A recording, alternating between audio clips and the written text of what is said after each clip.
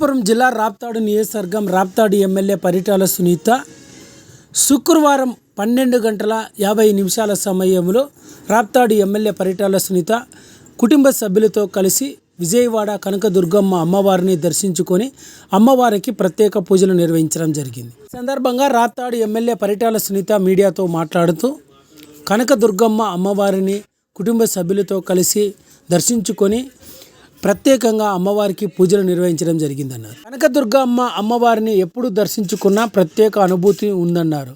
శక్తి స్వరూపునిగా ఉన్న కనకదుర్గమ్మ అమ్మవారిని దర్శించుకొని రాష్ట్ర ప్రజలందరినీ చల్లగా చూడాలని ప్రత్యేక పూజలు నిర్వహించడం జరిగిందన్నారు.